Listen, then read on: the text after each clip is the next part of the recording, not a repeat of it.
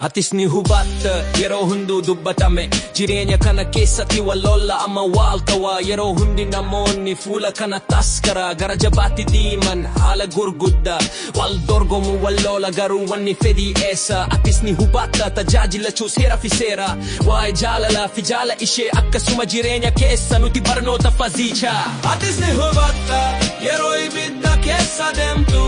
Dabruma fi seeraan ciisee ilkaan jallatte Malkoofaan hiriya keessa seeru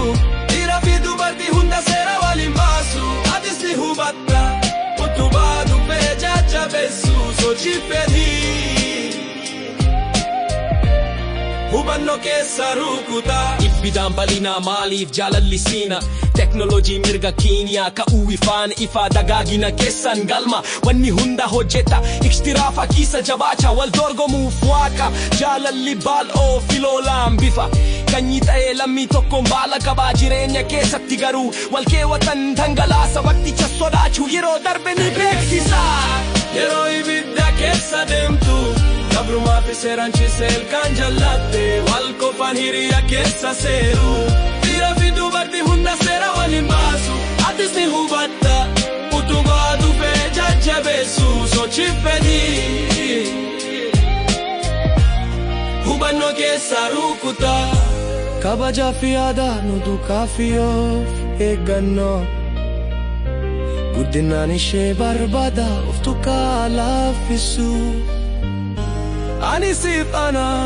wal tolee hin hiiku Guddina bar shakkii waan hin dhibne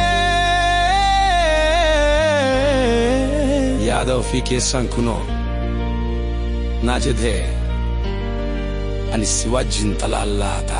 Kitaabni herregaa otoo hin ta'in tokkoffaa hoyaa wahila keeka hidhannoo lafa irraa rutumsa atis ni hubatta ga'a nuti jabeessuu dhiira fi dubartiin wal babalisu jaarsi kalankii kana ni filenna waliin sochonnee sababa dhugaa jiran atis ni hubatta dhugaa ji'aati hedduu yeroo ibidda keessa jirra hojii fi fe'aa walii yaadane atis ni hubatta Tuni jireeni sodaa fi gadda likkaja amma wallolla si yorebu atis ni hubatta nun hunda si yaadatu kabsoo